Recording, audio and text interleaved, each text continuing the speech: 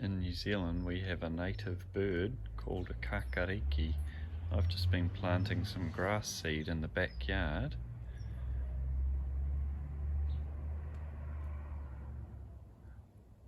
And I can see him chewing away on that now.